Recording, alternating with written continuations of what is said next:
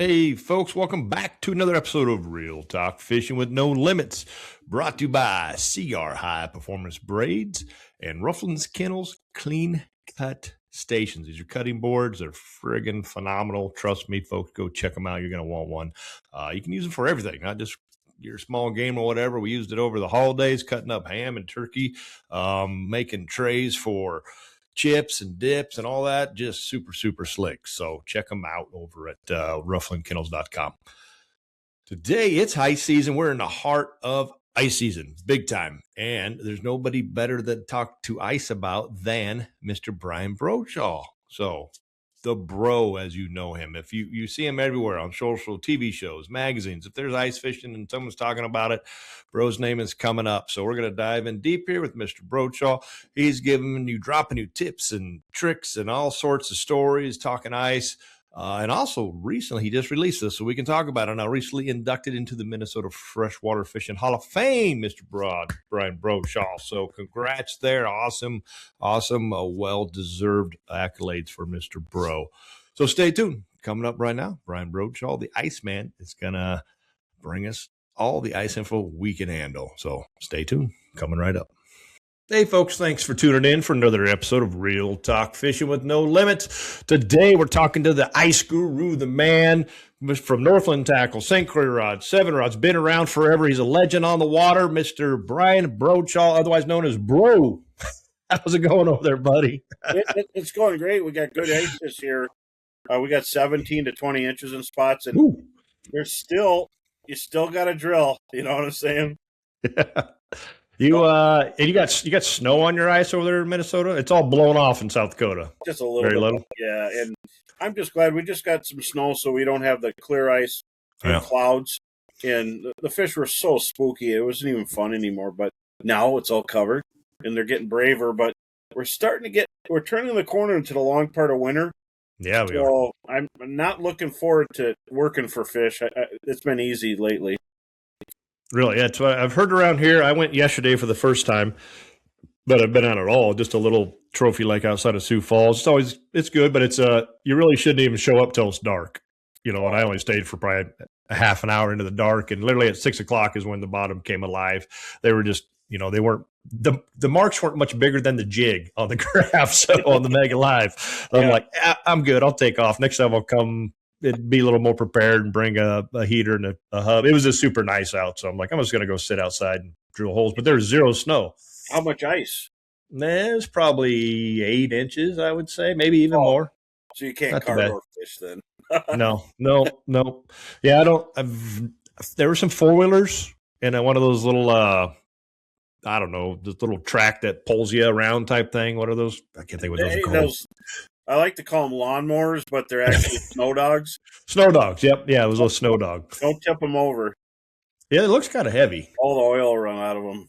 Yeah, I would imagine. It looks like a lawnmower, pretty much. With a big if it works for people, use it, man. It's a perfect little place. It's not a very big lake, so, I mean, that's perfect. You could just walk all the way across it, too. It's Twin Lakes, so there's two pieces, but one is where everybody goes, and you can back your truck right down the bow ramp, slide your stuff off, walk out 100 yards, and the whole thing's 6-8 feet deep because the water's low. So, it's low here. Also, I think we need to get our water back.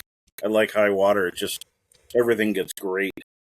Yeah, it does. High water gets them up in them weeds and bait and everything. Just it just gets better. It protects those fish, and it just gets better. But you're in Minnesota. You got clean water. You got a lot of vegetation. You got great fisheries around every corner, pretty much. You got structure. You got cast, leash. I mean, you got rocks, weeds, clean water. You got everything. You got options. It's really popular, and in the last 5 years, lake, even like cast, never had anybody on it. Maybe 5 houses on the whole lake.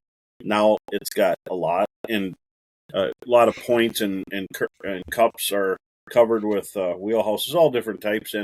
But there's people pushing it, 2 different resorts. Yeah. And so let's hope that the perch fishery stays intact, knock on wood. But the walleyes are really tough on casts in the wintertime. I wouldn't be a guide anymore if I had to guide out there every day. I'll go there for perch. You catch big walleyes. They're all 19 to 23, even 25 inches, but man, give me small ones that bite. Yeah. You know. Yeah, it's I fished that MWC a couple times or once, or I don't remember, but on Cass. And then you went underneath the bridge. What is that called? Like Pike Bay or something? Bay, yeah. Yeah, that was a fairly deep water, but yeah, a lot of perch in there. But that was some of the first time I ever had been cruising across, and then all of a sudden I was like, oh crap, because I could see the bottom. Yeah. You know, and I was like that sand color, and I was like, I just hit the brakes. I'm like, oh, it's still 5 feet deep. Okay, I'm fine. Isn't that crazy? You know? It scared the hell out of me. I see it all the time around the islands, like Cedar Island and Star Island. They start cruising. All of a sudden, the boats are on that sandbar, and they got to stay on plane because it's 2.5 to 3 feet of water, and a lot of people drop down. And then they're stuck. They got to tilt their boat up, go across it. And there's a few rocks like this here and there, so you just go in the middle. Don't go close to the edges. Right. That's all I can say. And but it's cool. The lake's cool. If I was going fishing, I'd go there. But if I got people that want to catch fish, it's not my first choice. Pike Bay is a little different. Fish is different. There's perch in there, but this year there's just a bunch. I call them mosquitoes. When they're the little ones that are just annoying. Yeah. And there's too many mosquitoes. 3 years ago was phenomenal, but it had 70 trucks a day on there. Maybe we're a little bit down in the count. Cass has nice ones. There's nice perch there. And they're getting them more this year, but it's boom or bust there. So I stick to Winnie and Leech. There's miles and miles and miles. There's 100 miles of weed beds, and you know, how do you attack them? There's people here and there everywhere. I can hide between people, and they don't even know I'm there because we're a mile apart. You know. Yeah. And then there's little lakes, little perch lakes that I had to learn when Winnie, Leech, and Cass were down on perch numbers. I had to go to, these little lakes that I call little. They're 1,000 to 5,000 acres to guide people for perch, because perch makes the phone ring. People want walleyes all summer. You won't get any calls for perch. Yep. And in the winter, it's all perch. And then can we get some walleyes at dark? The hour of power. And I'm like, sure. You switch lakes at 2:00. You got to get there, set up and be quiet. And then they come through. And as the walleyes are schooling by, you have to throw some tricks at them, And we started with, if you're on Leech, you could use big spoons like this with a minnow head. But you get to Cass, and I'm dropping down the size to like that. Just a little tungsten forage spoon. Forage spoon, okay. And this one right here, black is like the hot color now. It's all because of the tournaments and everything. Right. That is really cool, and they get excited when you drop that in if they're getting a lot of pressure. But last night, this produced about 14 walleyes on Winnie, and then between that little pitching puppet. A little twitching puppet, yeah. And the reason I think that they're hitting this, because you and I have used a million things at Dart Ford, from puppet minnows to the original stuff in the past, but that's got that kind of, it's shad-like, but it looks like young of the year perch, and you barely move the rod, and this thing just goes, and it's different. It's not shaped like a missile. It looks like a young of the year, and I think that's what it is. And then, of course, dead stick with a Kale style hook. This is a scoping jig. So those are new this year. They working. I saw the other day kind of showing how you hook on them, and I haven't got any of those yet, but I saw them at ICAST. I'm like, all right, I'm going to get these. Will be good for slip bobbers and what have you. So and they grab a big fish really nice in the mouth. And you can see the flat sides. It's diamond shaped, so it really catches forward viewing, and so you're able to see it and monitor. Put a crawler. You just go up to the collar in it, let the rest of it dangle, snip some off, and that's been really good right now as we're starting to get into that.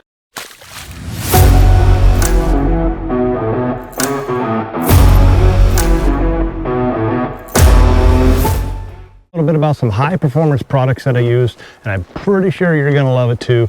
It's the Seaguar Smackdown braid. There's 3 things about this thin diameter braid that I just absolutely love. 1, it's tough as nails. 2, longest casting, smoothest braid I've ever used. The 8-strand braid, tubular form, just comes off those reels super smooth, long cast.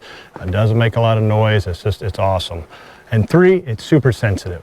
No matter what kind of lure or jig I'm throwing out there, I can tell I've grass, weeds, rocks, sand bottom. I can feel it all right through there into my rod. The stuff is extremely sensitive. So Smackdown comes in 2 colors, high vis and stealth gray. Get yourself some of this stuff and you're gonna get yourself some more of these. Check them out at seagar.com. Around the corner, the long haul winter's coming up here, and I hate to say it, but as soon as we get to the February, it's a long haul, but then the perch start getting active in different ways.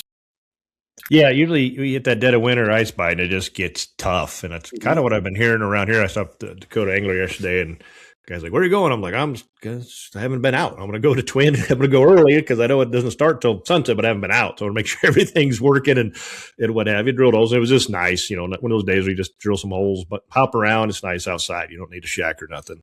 But they were talking about a few other lakes, and they're all just, and even the guy working was like, it's just tough. I'm like, well, it's not supposed to start getting tough yet. It's been super nice, but we have some cold coming.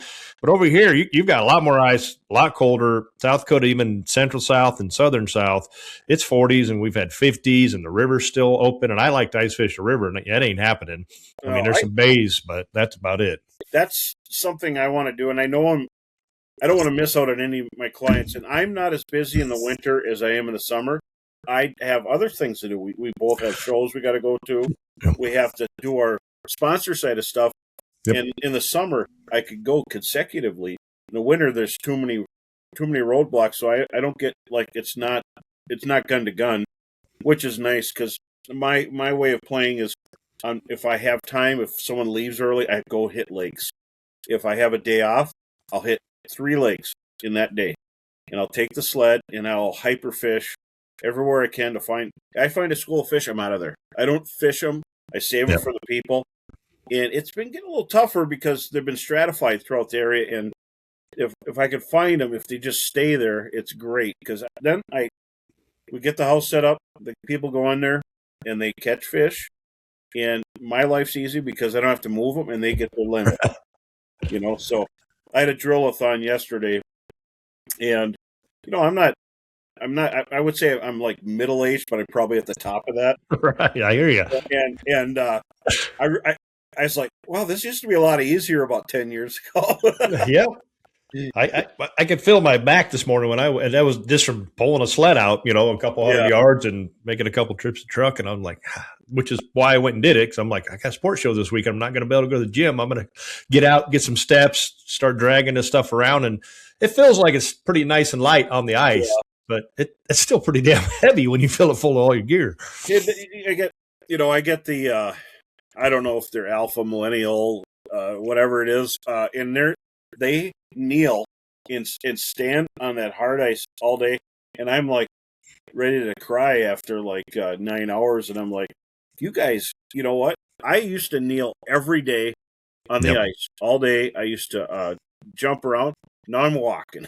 I'm not hustling like I was, but these guys I had yesterday, they're hardcore, and they're from South Dakota, Iowa, and Illinois. So all these guys met somewhere, whatever, and they're just hardcore fishermen. And it was good to see that they were very organized. And I get a lot of organized people, but I get people who want to learn more about this or that. Mm-hmm. And everybody, it seems that I guide on the ice has fished a lot. I mean, they're really good, but they want to unplug, so right. Fun. And they want you to do all the work for them. We know how to catch them. You just tell us where they're at. That is, I get. If you want to find me being busy, then say we have all the gear. We just need a spot. I can't do that. The spot is the trip. The adventure is going across the ice, going through the woods and finding the spot. I give you the spot, then I can't charge you a guide fee. So, I want people who want to go fishing, and if they want to go fishing, and of course I probably already scouted it. I'm going to set you up. There might be one hole there from when I was out scouting. I'm going to set it up so that you catch fish. And it isn't, I'm going to drill holes, follow behind me, my holes. No, fish right there. They're coming through. And they'll put their depth finder down. There's nothing there. And I said, put your line down. They put but there's nothing here. Do you don't want to drill some holes? No, put your line down. The line goes down. Oh, here they come. And I'm like, it's not, we're not running and gunning. We're running and fishing that hole. And they get their limit. Trust the guide. You're a guide for a reason. Yeah, well, and I try to pre-fish in the winter. You can't do that in the summer. And winter, we got it made. We all have it made because while they're catching fish or where we got them yesterday, they're finishing off that school. I'm doing the circle, the pinwheel, doing the racetrack around drilling. And I'll kind of compare them like, how are you doing? They're still coming through, we're catching them. And I'll have a spot. Well, they're kind of like that. They're not a gusher, but once in a while, I'm like, reel in your lines. We got to get over here. This is a volcano. Let's get going. And so, of course, as soon as I find that, I bring my people to it. And that's where ice guiding is better than open water. Because in open water, you go through and you try a spot. And sometimes yesterday's spot has nothing. Then this spot has nothing. Then this spot. So you're going with me on the fails.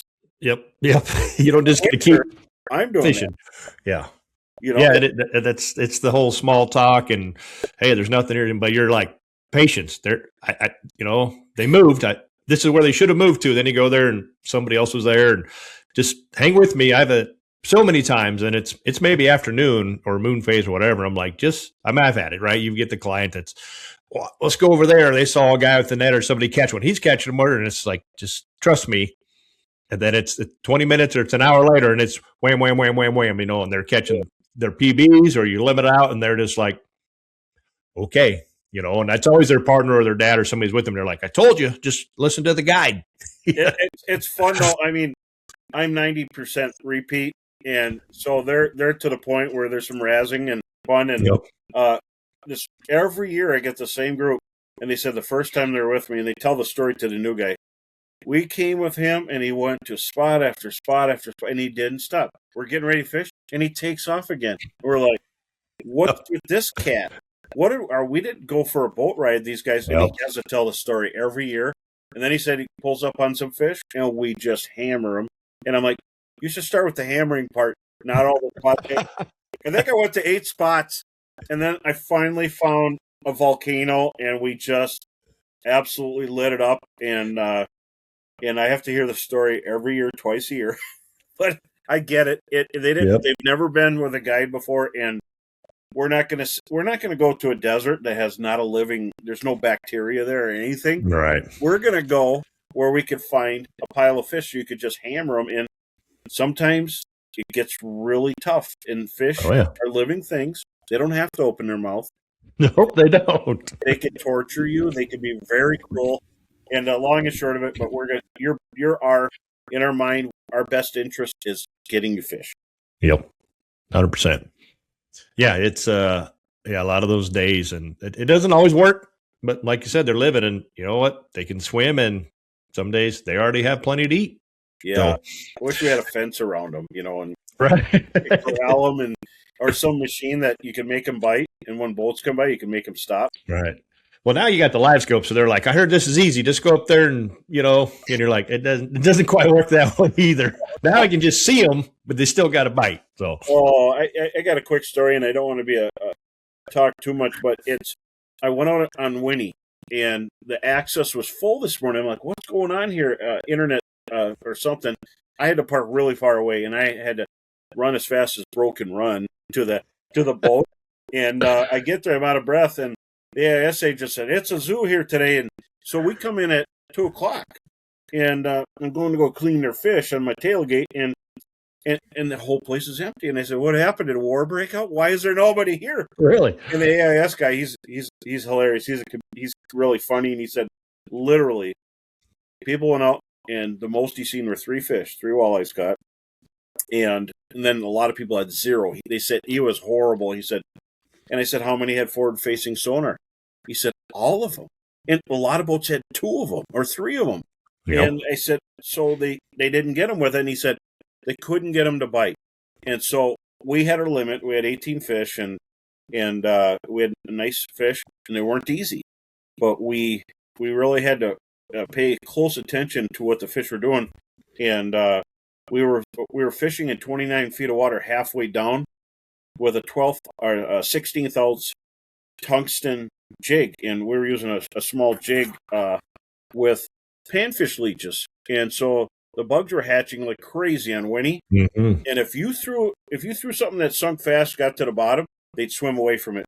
if it was sinking really slow and that leech was going down, they were racing up and they'd meet it, and then we like a bug hatch, nice and slow. It was incredible, and you just see them. I watched their reaction and what they were doing, and they were coming up from the bottom to hit like smallmouth bass, and that happened for a little while after that. And so, forward facing sonar doesn't mean you're going to catch fish. You got to adapt, and we went out totally different. We had plastics on because we hammered them the day before, but when them bugs came up, it was tough, but we got them. We didn't get a lot of extra, but they had their limit of nice walleyes, and threw back a couple big ones for grip and grins, and it's no guarantee. If you take it away from me, I'm okay. Yeah. If you let me use it, I'm okay. I am not. There's no politics in my boat.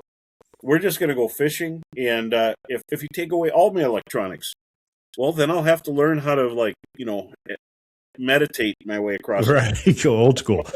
Give me my side image. I can do without everything else. Leave me my side image. Side image is where it's at, if you ask me. Side imaging, I use it a lot. Even today, I use it a lot, and you'll see I need it on Winnie. All the lakes in my area, there's a lot of people that don't know. There's no carp, but there's suckers, and suckers are natural. They're the same ones in the bait shop. In the wild, they get 2, 3, 4, 5 pounds even. Yep. And when the bug hatches start, the suckers load up on all the rocks. And I call them my boat sitters, because if it's crowded out there, all the boats will be where all these big toenails and all these arcs and things on their screen. But on side imaging, you see the sucker mouth, you see that little back fin, and then the tail. You're like, that's a sucker. And all these are suckers. There's one walleye in the whole bunch. So is everybody watching them, fishing them. They're all suckers. And then you see all these bobbers out, and they're pitching at the next sucker. And then one guy goes, I'll just talk to a buddy I know. So how's it going here? He's like, well, I don't know. I throw leeches, and I got one walleye, and then I put worms on, and I'm catching these suckers. Oh, okay. We'll see you later. I look for smaller groups of fish that are pointier and look like a fighter squadron of airplane fighters, Yep. Yeah, side image is awesome. It's 2D. I don't even run it much. It's the side image is always on. I mean, I'll just putz around at 3 mile an hour or stay quiet. I love the new Explorer unit. They'll put that, the graph out there, or whatever you want to call the lines that mark. So now you see exactly where you can go around your point. That was pretty cool that Humminbird did that. So that's on. And I'm like, because obviously you could see it on the graph, but sometimes you would get a little too close, trying to judge that 100 foot. But now that thing's on there. That's super cool. And you're like, there's that little that pot of 3 fighter pilot sitting off that tip that he just turn back around and it's incredible what a change.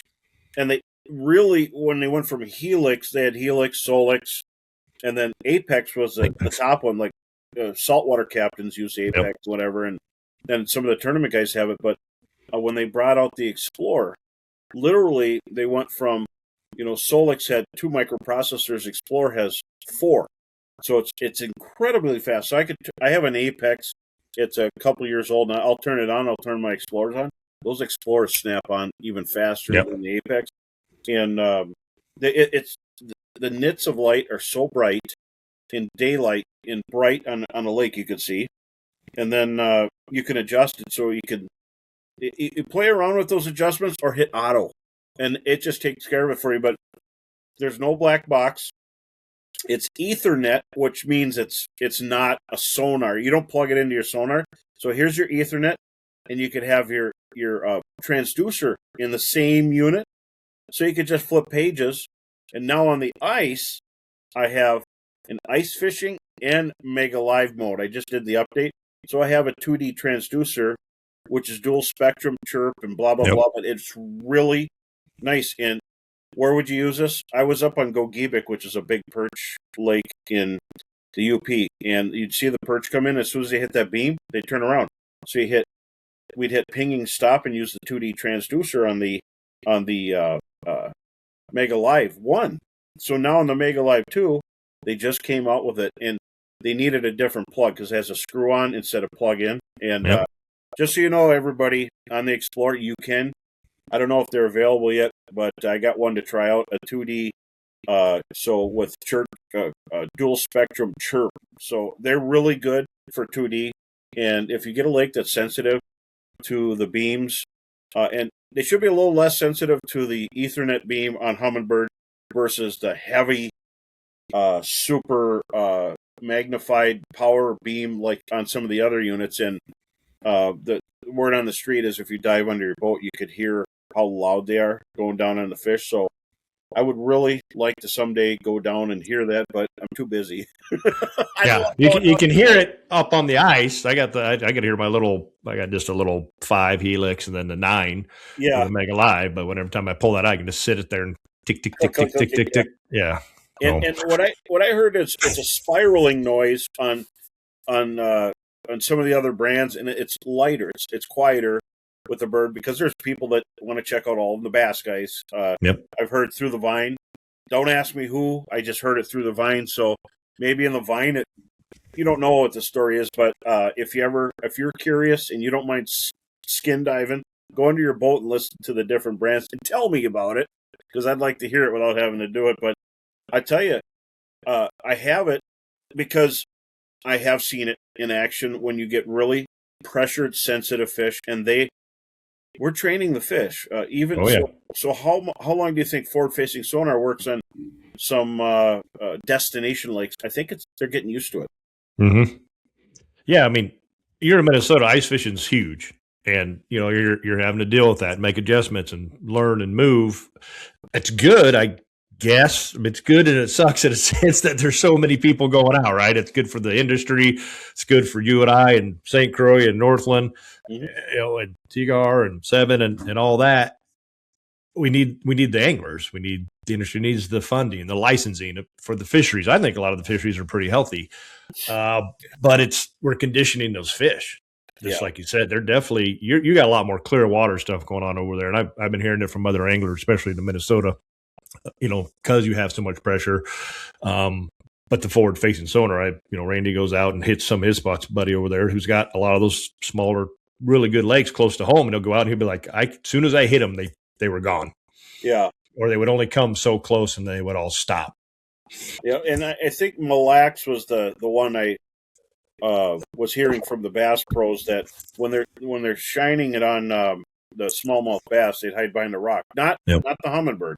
This is another brand I'm not going to pick on. I don't pick on brands, but another brand, they beamed it over and they hid behind the rock so they could feel it. And I think that what it is, when I was in Detroit doing a seminar for ice fishing, I bumped into 2 sonar engineers from 2 different states, and they're at my seminar. And they wanted to know my findings on how the fish are affected by this. And this is what I found. Here's my scenarios. You put it at the fish and they swim away. Oh, they go, that's a good study right there. If the fish are swimming away from it, that's all they needed. And so they started talking, these 2 guys, and I didn't understand anything they were saying because they're way out there. And they didn't know each other. And so we were round tabling, spitballing, and they said they don't think that the fish are feeling the beam. The fish are feeling the displacement of water around their body. So when you hit it, you're shaking that water with that sound, and they're not scared. They just want to get away from it. They're uncomfortable. So we use just lightly wave the beam. If you wave it too much, not good. But if you just glance at them a little bit, that helps. And if you want to fish without forward-facing sonar and you want to use an Explorer, that dual spectrum chirp 2D sonar is going to be fantastic. And no down rod. Sometimes I just unplug and I walk around with the machine without all that stuff. Because what happened? We had 10-pound sonar units, and now people are carrying around 28 to 38-pound units. And why did we do that to ourselves? But I weighed my Explorer the other day, and I'm on a Fish Armor, the Light Pro Light, with the down rod. That's aluminum. The whole works in an amp battery was 18.8 pounds, and the bigger units are 26, and some of the other brands are 38 because they have extra stuff you have to fit in there. So I got a 9 Explorer with a 15 amp hour amp battery in there, and then the download. So I weighed the whole works on a Bubba scale. And half of that's battery, if not more. And the battery, and if you go to the 32 amp hour or the 52, it's going to add up. But it barely makes it through the guide day with that little battery, but it does, and that's all I need. And I use that for running around checking stuff, but just shaving it here and shaving it here. I still have an Ice 55, and when they're really biting, do you need to see their nose hairs? No, you just catch them. Yeah, the scope's good for I would drill some holes yesterday and just put it down to look, and I'm like, maybe 20, 30 feet. There's a tree. I'm like, good enough. I'm going to go drop near the tree. I don't see any fish, but I know they're going to come by there. There's probably some around it. And then I drilled and then I just left it and dropped my 2D down and then just fished it around. I didn't catch any fish, but I did see some later in the evening, and they all popped up right around there. But yeah, it's noise. And I was telling somebody the other day, is that I always put it in South Dakota. We can run 4. So I'm always going to drill some and put some tip up, like way up shallow or one way deep or something to see where they're moving. Yeah. And it's like those are a lot of times catching your bigger fish. I'm like, that's because there's zero noise in that hole. No people noise, no transducer, no. They're just not spooked, right? They're cruising by and they see that big shiner or minnow, fathead, and pick it right up. No big deal. There's nothing crazy going on. I've been seeing the same thing. So when I don't even own a scoop. I don't have a scoop. I think one of my skid houses has 2 scoops in it. I don't use them. I leave the hole full of slush, and if I drill and it flies out, I'll kick in snow. There's flutes in my razor, so it pumps all everything out. But I'll kick it back in. You don't want spotlights. So you got people fishing all over the ice. They're drilling like crazy, and they just created more spotlights. And the fish don't want to swim through that. So I'll sometimes pack it so full when the fish are spooky that I'll reel the spoon up to my rod tip and push it through. And I learned that way back when I used to fish ice tournaments you're talking 22 to 24 years ago. And I call it jousting. You pull your jig up to it and shove it through and then let go of the line and it drops out. So my bail's open and I'm hanging on 2 hands. Yep. And I had a guy behind me that was lazy, wasn't drilling holes when we were pre-fishing. He jousted, but he snapped his rod. He didn't have a St. Croix. Right. Make sure that hole's been drilled, not one that's froze up on you. It was a nice little trick to see. If you got when it's pre-fishing, it gets pretty wicked out there. So you got to drill. You got to be very cautious what you drill and where you go. And I left the holes as messy as I could leave them because I didn't want to make it easy for the person behind me who's not drilling anything that's competing against me. And yeah, I had a rod snap behind me, and I'll never forget. I tried not to laugh because I don't want to make people feel bad, but I'm loving it. Yeah, it's hard to hold back sometimes. You brought up something there. Let's go back 20-some years. You were doing tournaments for those new guys coming up, and they're like, "Who is this red bearded ice maniac guy? When did Bro get started? Where, and just kind of how have you evolved into where you're at now?" Well, after the Big Bang and Earth was made. No, okay, we won't go back that far. That's ways back. So this is my 32nd year going on now. I got into ice fishing. Heather's parents had a resort, and I took some trips here and there, and then it caught on. But I wanted to be a guide, and I wanted to wake up and be on the water every day. Yep. And I wanted to be around what I know, and I love water. I was born in January, and I'm Aquarius, so I'm a cold water baby. So you are. And so I met John Peterson and Dwayne Peterson from Northland Fishing Tackle a long time ago, and Dwayne gave me my first contract. I never had a contract before him. I want to say that was 26 years ago, and I didn't even read it. I said, Dwayne, I'll just use they give me tackle. I was kind of a hanger-on guy, and I was getting established. I already had some front covers and stuff back then, but he goes, no, you better read this before you sign it. And I didn't. I just signed it because these guys are great, And right, yep. I get home, and Heather's like, do you know you're getting paid money? And I said, what? And she goes, can you get more of these? And I'm like, Go get some more, bro.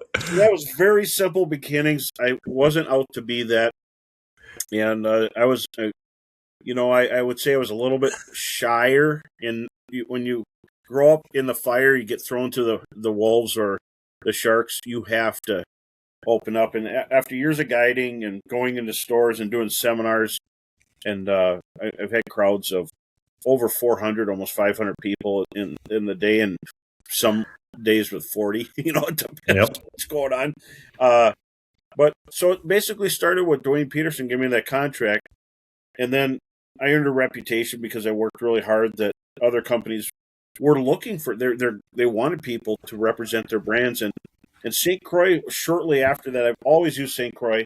I mean, I didn't have a contract when I first started. They would just give me a discount, and it slowly worked up into something. And then now, I'm with Fish Monkey, AFCO, and I have a different line, Sun Line, and I've got Gamakatsu, and Northland has always been there. And, of course, Johnson Outdoors, Humminbird, Minn Kota Cannon, and just companies that I've always dreamt of being with. But the one company I actually went after was Johnson Outdoors. All the other companies, I got a call or an email, would I be interested? So that was the really cool part.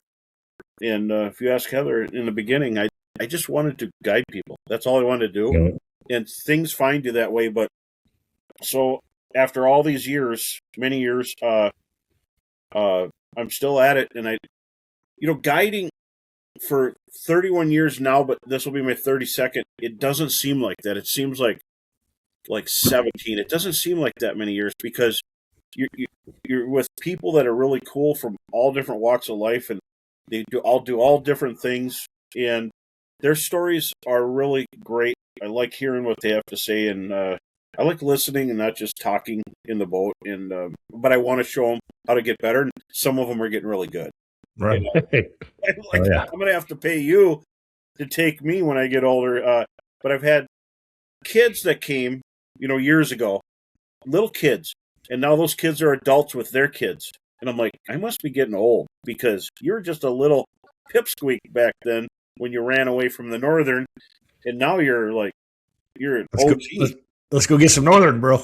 Yeah. I'll never forget that this little kid hit a 44-inch Northern. I netted it, brought it in the boat, and he ran backwards up to the front, and I couldn't do it. I would have fell. I don't know how he did it. And his mom recorded it. She always pulls it out. Now that kid's like, am I getting shorter, or are you getting taller there, buddy?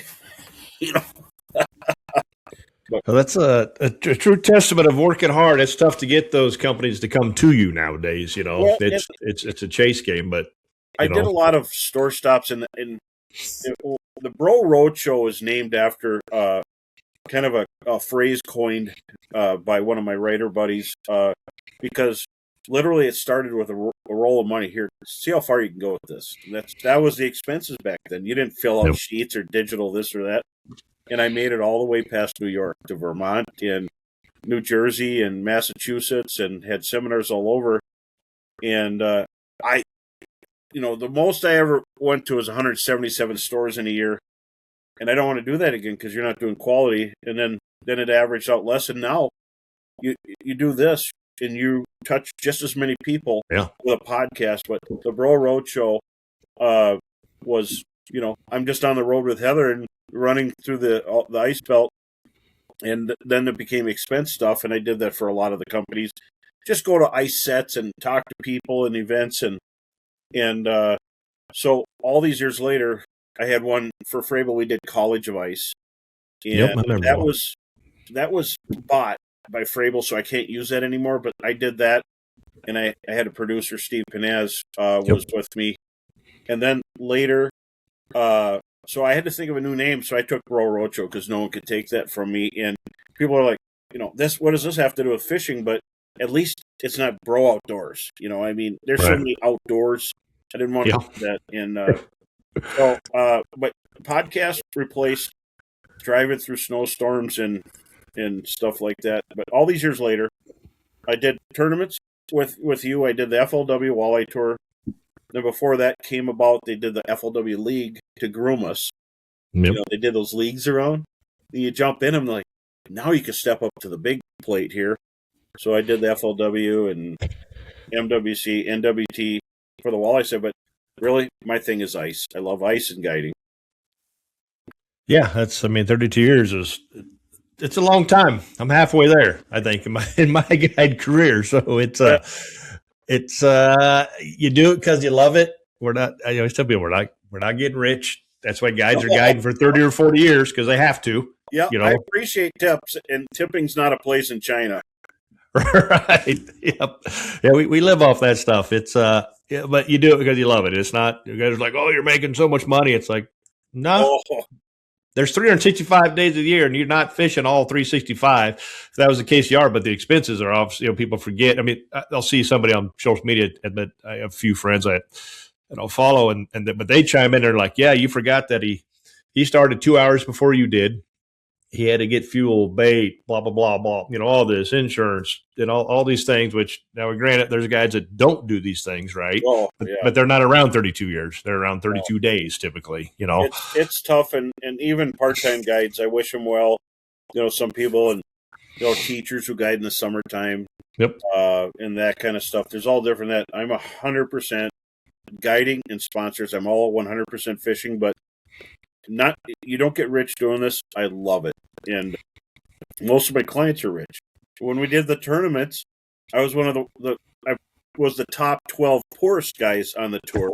Right. And the only reason I'm not doing it is I got too busy guiding, and I would be gone for long periods of time. But I never had a lot of pre-fish. I'd have 1 to 3 days on these big places and do my guide thing where I'm like, okay, this, like we all do, and sometimes I was at the top of the page. Sometimes if you flipped it upside down, I'd be at the top. Right. I hear you. Oh, at least I was above this person and that person, but I don't paycheck there. There's not a lot of guides fishing the big tournament stuff anymore. And I think it's just for that. It's the expenses are obviously up there. And I mean, if you win, great. You're good, but after that, the payouts, they're better than they used to be. Ball and I sat down and John really dug into it and broke down some old PWT payouts. So he was like, NWT payouts aren't bad. They're comparable, but where it really comes to is contingency monies. And there used to be a lot of different kind of side pots and stuff like that way back in different tournaments, and some do it, and local ones have all sorts of deals. But even the tournament side, you're doing it because you love it. If you're doing it for the money, it's going to be a painful career for you. Yeah, it's and I've had some close ones. I never won on those tournaments. I've won local tournaments, but I've been in 3rd, 4th, 6th, 7th, all the way. I've had 12 top 10s and then 20s and teens at the championship. So I was consistent, and then I had some real, 50, 70. I don't think I ever finished in 100th place and stuff like that when there's a bunch of boats, but. If you're 40th down, you're out of it. So it didn't matter. Yeah. I enjoyed it.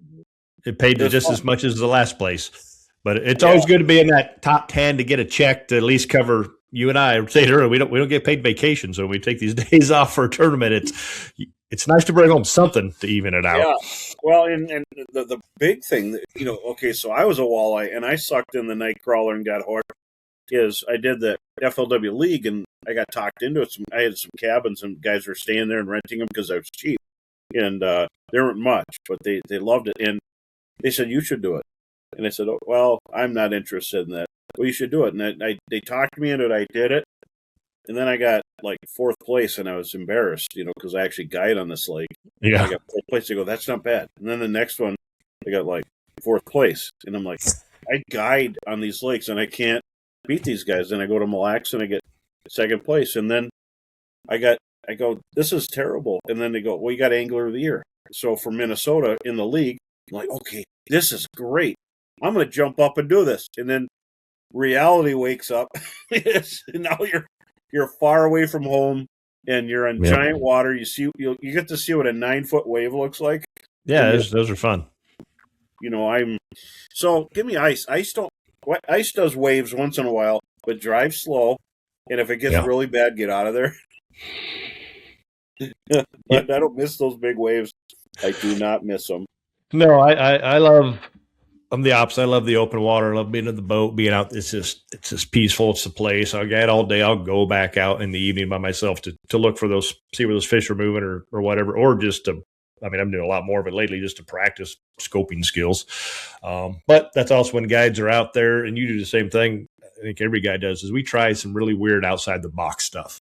Oh, yeah. Because you're dealing with pressured fish, and that's kind of where a lot of the innovation goes, which is why all these companies, Northland and St. Croix and stuff, they want you on board because you're like, we test a lot of rods, right? We get a lot of those. If you're getting a hold of all those Northland baits, or you're bringing them ideas, the bro bugs or whatever it is, because this is what you do when you don't have clients, is you're trying to stay a step ahead. Exactly. And the bro bug, actually, I did that. Started with a sketch with John Peterson, and I always had ideas even back then, and I never called it bro bug. He did that. He hung it on me. But I said, we need a larva-shaped bug, and he's like, this is, back then it was like radical. Wow. No one produced stuff that strange looking, and now there's nothing strange anymore. No, there isn't.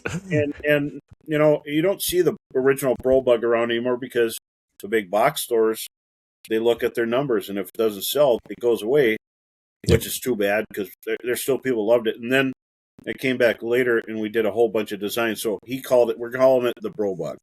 And he said, if it fails, it's on you. So I said, I'm going to every store in the United States here.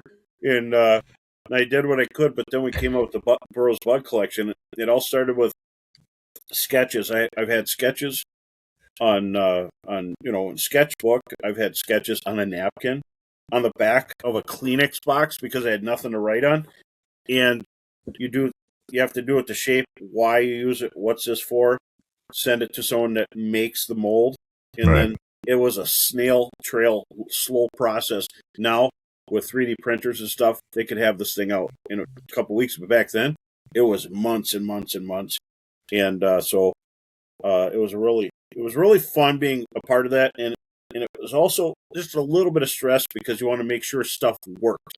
And so from that to the puppet minnow, because I was faithful to Northland and I needed something that did that. So I'm like, hey, can we do a bait that glides so I could just stay with Northland? And I wanted to do the puppet for something for panfish, and nobody had it. So we did the puppet minnow. And so that's how that was born. So now I could actually go out and I could rip baits and stay within those parameters. But stuff like this, when I got this as a prototype last year, I loved it because I don't get caught on the ice and I don't have to cut a hook off. But it's really cool how that stuff happens. And, I'm not getting rich, but I got to be part of the designing process, and I've done many dozens and dozens of either part of the idea or the whole idea in a sketchbook, rendering it. Anyway, there's a lot to designing, even if you're just sketching something. I didn't just walk in, you should make this and say something to somebody. I walked in with 10 different sketch shapes, upside down, backwards, forward, and then reasons why this is this, this is this. And that's what I did from the beginning. No one told me to do. I just wanted to be clear. And then that's what they loved. And I never went to school for that. It's just, that's what I was used to. You had to be clear about stuff. And so they wanted that. They don't want you to just go, you should do this, Right. Bring the idea, but with the solution, right? Basically, with the design. Yeah. Why? Who would use it?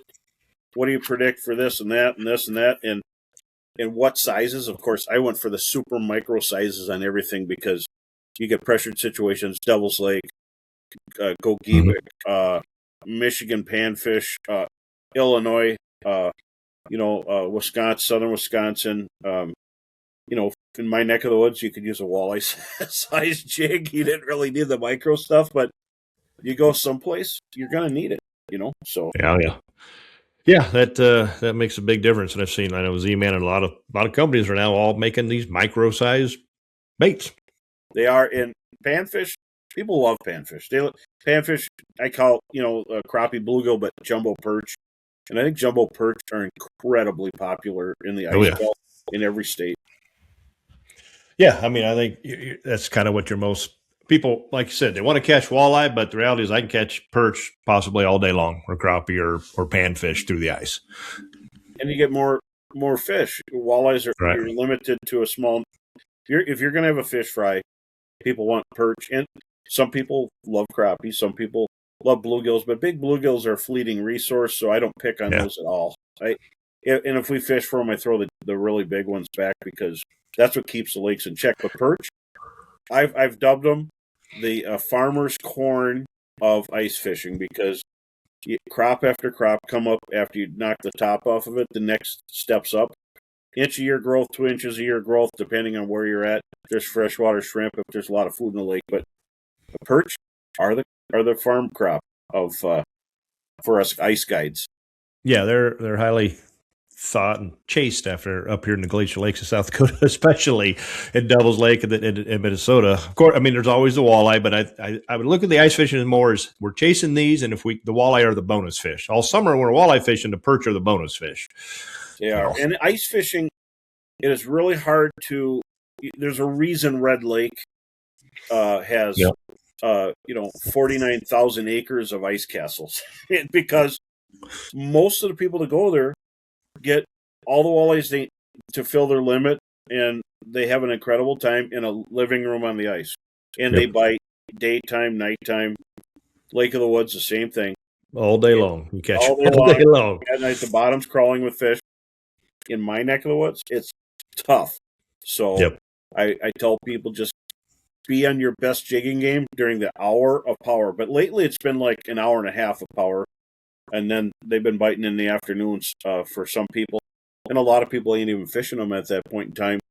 But for some reason, even at Clearwater lakes, their personalities change from year to year, each lake. And so I don't like people picking where I take them.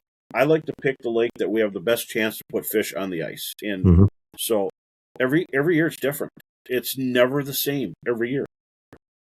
Yeah, I suppose it's numbers are, year class, right? You got a great year class on leech. We're going to go to leech, and vice versa. Oh, okay, we got less pressure. A good year class on cast this year. We're going over there. Yeah, and as I said, I've said this a few times to people, and they can't believe it. Town of Bemidji is a big town. And the lake is 10,000 acres. It's on the Mississippi. It looks like Cass. If you break down the map, it's hard bottom sand, really high water quality, super gin clear. My best walleye trip this year, the whole year, has been on Bemidji, and my best perch fishing has been on Bemidji. So never underestimate a big lake that's in the middle of a town. And everybody drives right by it. They're like, there's nothing here. Or it gets so much pressure, I'm not going to fish it. Well, the reality is it gets no pressure because everybody thinks the same thing. And it's not easy, but if they bite, they just bite. And I just got to say that, those big storms, I feel it was terrible. There was close to $1 billion worth of damage with 120, 26 mile an hour winds, 22 mile an hour winds. Yeah, that's really And so everybody's cutting wood. Like the lake is empty every day. But for a bad reason, obviously. But I went out there and I seen a pontoon and like one other boat all day every time I've ever been there. And it's the lake, the fish, you could wiggle your finger in the water and they're biting. And it's that lake, every lake's different. That's what I'm trying to say is that's why you pick different spots. Even like where you fished, some guys go to Bush's Landing, the next day they're up at the 212 bridge or whatever, it's or Yeah, that's what Lewis and Clark Lake we're mainly at, which is the last reservoir on the Missouri River. Yankton, South Dakota, big town. Well, Francis Case is 50 miles. Well, the locals all go to Francis Case, and then a couple years ago but they see me here and they fish league now, and some more and more of them are fishing locally, but most of them have their cabins and their campers and stuff up there. It's a beautiful place, and I mean, I want to go there as often as I can too. But when they're like, I just want to go fishing now, they're like, hey, right here at home is pretty good, or it has better, chance of getting some real big fish is good. But Francis Case is still hard to beat. It's good fishing, it's good There's scenery. So much water there. It's it is. The resources and of that river system, that lake going from North Dakota, South Dakota, all the way on down. I don't even know where it meanders after that. I think it's in it borders Nebraska, and Yeah, Lewis and Clark is the last. That's where we border Nebraska. And then Gavin's Point Dam, that's it. And then you just have Missouri River all the way down to St. Louis through Omaha. Yeah, and that's incredible. And there's even paddlefish in that. So Yep. just what a system to have. And I fished the South Dakota all the way to North Dakota and then up to Sakakawea in the tournaments. And I was impressed with from the deep, sprawling, wide prairie points and big forests underwater that hold fish to the shallow sandbars, not trying to get beached, and pitching to a sandbar that cuts 3 feet and there's walleyes all over it, and then there's trout. It's fun, and everybody everywhere loves fishing different areas, and it's fun to have been able to fish it during the tournaments. Yeah, that's it's always kind of point back and look back on the tournaments, whether you do good or not. If you commit to fishing them in circuits, you just learn a lot, and you get. I mean, you're driven to go to those new places because you're invested into it. I always tell people, fish. They want to be a great tournament fisherman, fish more tournaments. Just the more tournaments you do, you'll figure things out, the mental game of it.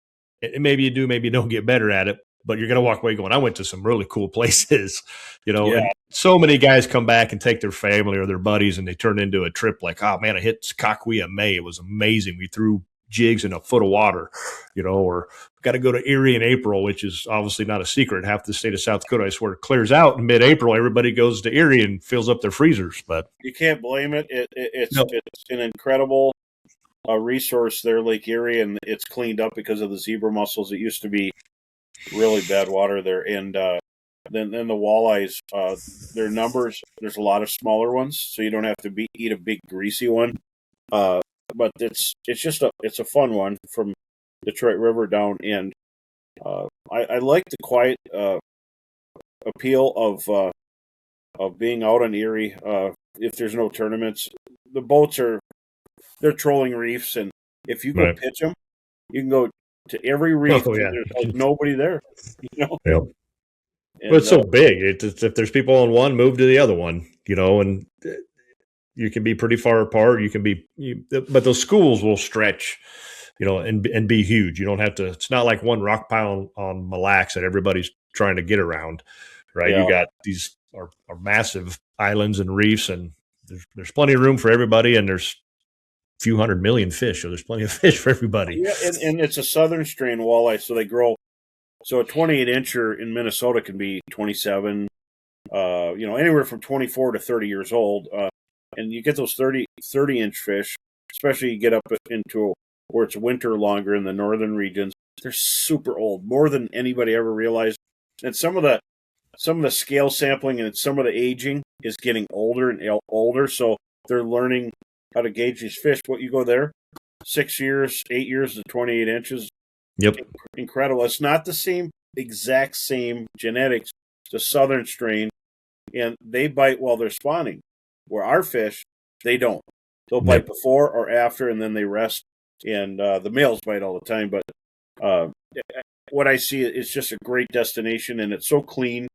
The water's aqua blue now because of the zebra mussels. It really looks like being in some of the exotic locations that have the aqua blue water, the Bahamas and stuff. When you're in Detroit River, you got big industry, closed down factories, skyscrapers in different areas, and turkeys and deer walking on the shore, and it looks like aqua blue, just like you're in the Caribbean. Yeah, it's pretty cool. Cool water there. It is. We have Lewis Clark's the last system on the Missouri River, 2.5 years, and those walleyes are 15 inches. That's really great. And Francis, most of it's 3.5 on the Missouri system, but Lewis Clark's got a lot of bait, and it's the most southern part of it, before it leaves the Dakota. So maybe it's, a little bit warmer. We got a ton. It's muddier than all the rest of it too. So we got a lot of bugs, and like a mayfly hatch that lasts about 3 to 4 months. So, and that's incredible growth. And the mayfly hatches help the fish survive the summer heat. And in our area, add a year, maybe 2 years on a lot of the same growth rates, but we have different lakes that grow faster. Winnie growth rates, and Cass Lake's one of the fastest growth rates because they have rusty crayfish. Oh yeah, they really give a good burst. That's why the perch they could be 9.5 inches in the spring and achieve 10.5 to 11 by fall. So all of a sudden, there's all these 11s and true 11s, 11.5 inches. And where do they all come from? Well, they were the little pests that were bothering you earlier this year. And it's that fast growth. And now there's rusties and Winnie. And of course, your cabbage disappears. But it all helps. And all the lakes that have rusty crayfish have really big perch and fast-growing fish. And so it's an accidental superfood. Lake of the Woods has it. Mm-hmm. And if you're going along in the mud in the summer, then you see little bumps in the mud. If you look really close, they're crayfish down there. Our crayfish stay out in the open. They're called mud bugs, but we're not 115-degree heat like they're down south. They are on the sand right now in all these lakes, sitting there with their claws up, waiting for your bait to come down, and they'll grab it, and you bring them right up on the ice. And so you can't hit the bottom. You drop a camera, you'll see them all over the place. And the really big ones, if they lose their shell, they molt in the summer, everything eats them because it's like eating an omelet. It's soft and easy to eat. But when they got their shell, they're a bad critter, man. Yeah. Yeah, I mean, bait, it makes the system and everything go around. And that's why these systems change every year and what have you else. So even the muskies, pike, everything eats them. And perch will find the little jelly bean sized rusties, and just so that's why Cass has such big perch in a lake with slow growth. But Mille Lacs has rusties. Mille Lacs has all the mud flats, and now if finally those perch matured, and we're seeing some really big perch coming out of Mille Lacs. And in the old days, there was lots of perch over 2 pounds, up to 2.5 in those derbies they had. So we're getting it back, and now the perch are reaching that. There's a lot of them being caught that are 13.5 to 14, and most of them are probably 11.5 to 12.5. But they will be them giants again, and there's still some giants in there. So. Yep, and we need those so we can get more of them. We need those genetics. So then we don't have to fly to Cascade to catch them too. And I don't know if there's any left there. I went there once, and we caught a few. We caught perch all day. A lot of them are in that 10 to 12. But then we popped some of those 14 and 15s. In 3 days, I fished 2 days, and I had to take off and get to Lake of the Woods on the 3rd for a rider event. But it was beautiful, beautiful place. And we had a guide, and we took, snowmobiles. We all basically told we just need to know where to go. Yeah. So, and we're flying in, so we need your snowmobiles. So it was great because he's like, yep, hop on and follow me. Went out like 6 miles, and his wife with him, and drilled a bunch of holes, and we just sat on the snowmobiles and just pretty much stayed in the same spot for those. They said they didn't move the 3rd day either. They just fished the same spot, and they just kind of kept coming in. If it got slow, you drilled a few, maybe moved a few feet really, but it was just, it's ice fishing. There were little windows, but it was steady, with like 4 guys and counting the guide and his wife. But yeah, just an absolute cool, beautiful place, but there's no limit. What blew my mind is like, there's no limit out here on these. You can catch as many as you want. I'm like, well, this isn't going to last long. I said that too, and I get pushed back with, you can't hurt this lake by several people there. And it's 9,000 acres. We were there 6 years ago, and we threw all of our fish back except for 2. I never broke 16 inches, but Heather did, and they're on the wall right there. That's the only ones we kept. Our 2 16.5 inches that weighed 2.2 and 2.4. And they look small there, but maybe they're big. Yeah, they had huge bellies on them. This is bloodworms. What they're eating when we were there is bloodworms. Yep, they're eating bloodworms, and there's rainbow trout. These are 16.5-inch perch, and she got them. I abandoned her on an old sunken cabin that I found out there, and then I went out looking, and of course, I caught a bunch of fish because I drilled for miles off of a sled. And when I came back, she's like, "Is this a walleye?" And I said, "There ain't no walleyes here." And I look in the bucket, and I'm like, she was ribbing me bad. And so that's the only fish she got that day. And then the next day, I said, "I'm staying here for 2 hours." Well, after about 25 minutes, I'm gone. I'm drilling again. I just set the auger down, and she says, "I got another one." And she showed me the picture, and I'm like, and she said, "Can you move me?" And I said, "Why? You just got two 16-inch perch. He goes, but I've only caught 2 fish in 2 days. So the big fish were off on their own. Yeah.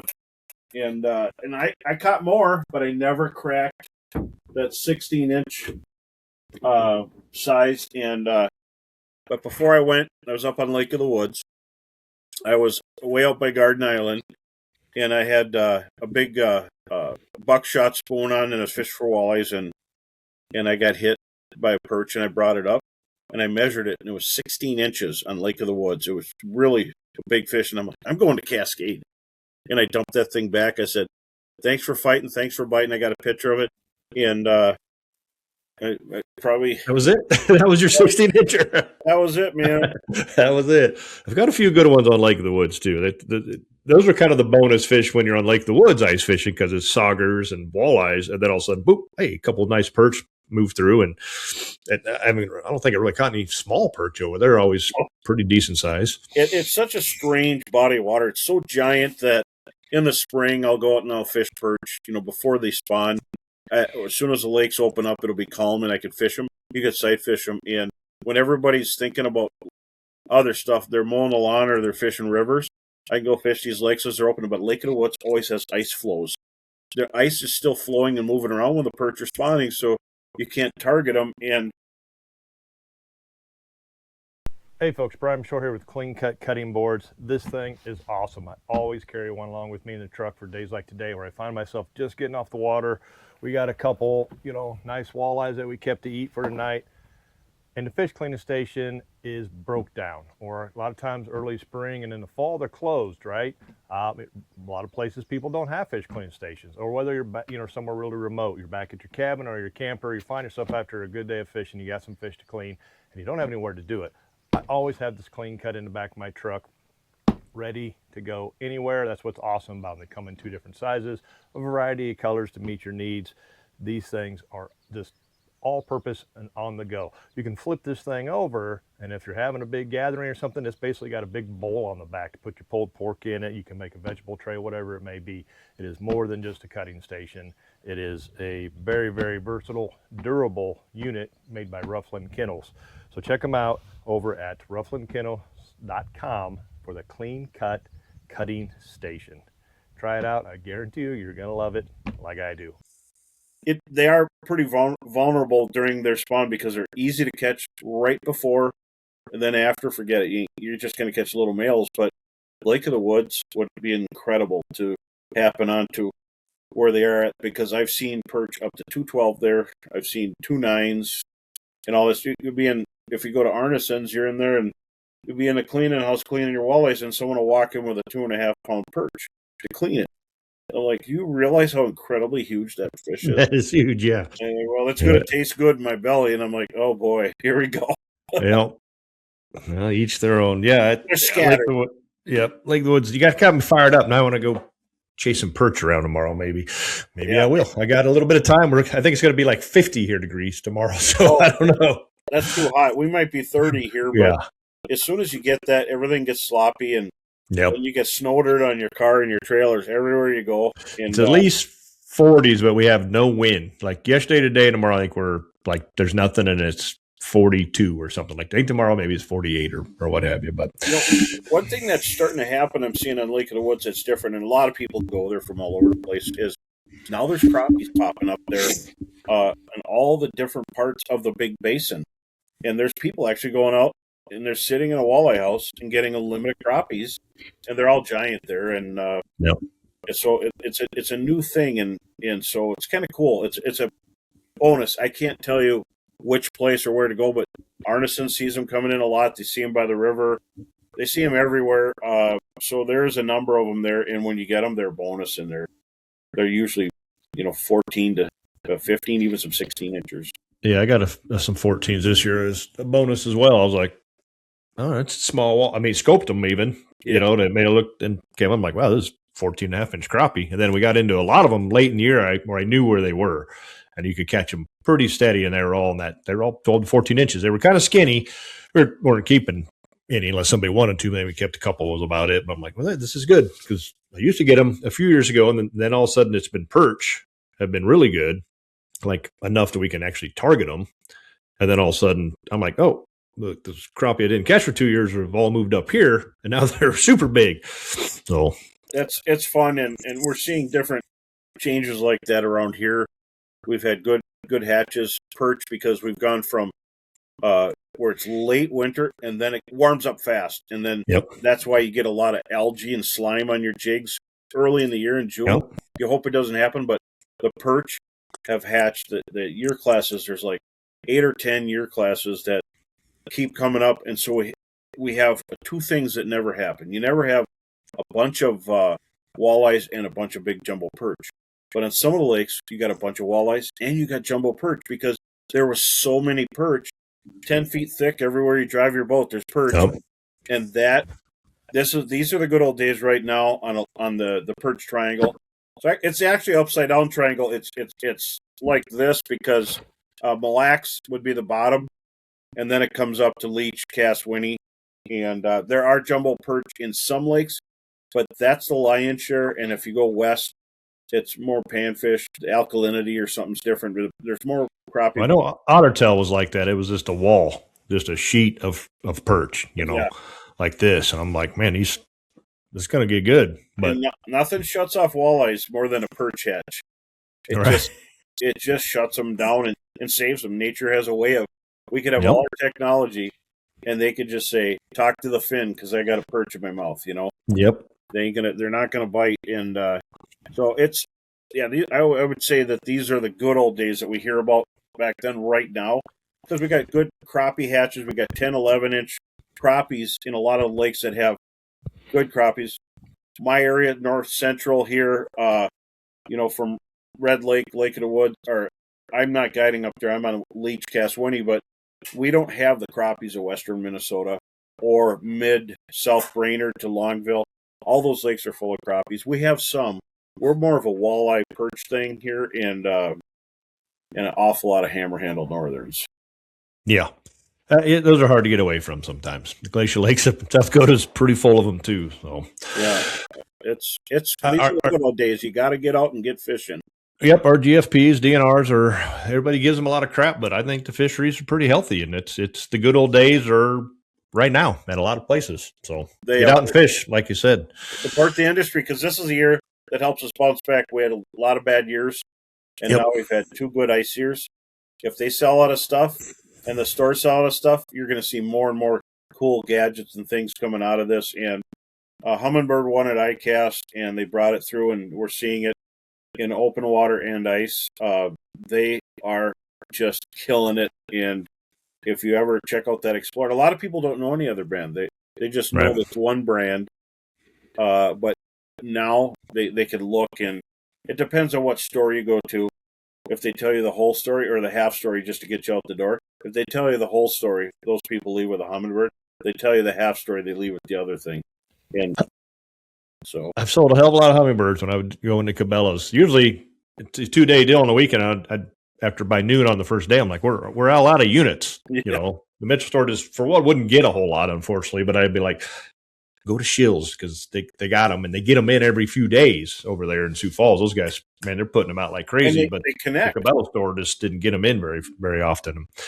Yeah, I'm like, if you already have this, ice, you're going to want to use it because the Ethernet connects everything together. And so you got 2 units, one in front and back. You turn it on, they're doing the same. You can see the same everything. And anybody that fishes summertime, that's the biggest sell. And then side imaging is the best in the industry. I could see zebra mussel shells in between sand waves. So when the fish come through, I avoid suckers. I don't want to be a sucker fishing sucker. Right. The suckers get suckers. The suckers got me one day in Green Bay because they sure look like a walleye on the side image when they're way out. Cool. Yeah, you're like, well, there's a couple. Then they hit the crank and the planer board, and you're like, and it kind of feels like it. Then you're like, it's another freaking damn sucker. So and then walleyes eat them. I mean, but where the baby suckers are all in like the harbors and creeks and way up in the grass where nothing can get at them. But if a little one's out there, the walleyes will eat anything that'll fit in their mouth that's a sucker because that's part of their food. But yeah, I get tired of seeing all these suckers and we used to get a lot of summer kill, and with the water being clear, I'm seeing less summer kill. The suckers used to float, and you'd wipe out a huge population of suckers and ciscos in the hot summer with the thermocline barriers and whatever. Now, there's less particulation, so all the riffraff lives there, but everything eats them, so everything's working out for a reason, and nature has a way. Yep, Mother Nature will do her thing, and yes, it'll get unbalanced. It'll balance it back out. It's been doing it for years on the river, and it's going to continue to do it for many more, as many years as we have left on this great planet of ours. It's going to continue to dictate where we fish and how we catch them. Well, like I tell the young guys when they're struggling, and I say, hey, just go fish. I got a couple houses. Go fish right over there. I'm like, you're the future. I'm on my way out. So you want to be good to those guys, Yep. As we wrap up, bro, you got any nuggets or tips for all these anglers out there listening in to help them become better in their future angling endeavors? Yep. Pay attention to the bait, whether you're fishing perch or walleyes. If there's no food, they're not going to be there. Number one for perch in lakes that are natural, glacial lakes, look for chara, which is an algae that has no roots and it pillows up. They hang around that, number one. Number two, if there is no vegetation, you want to use a smaller stick-sized brush like willows, the deepest you can find.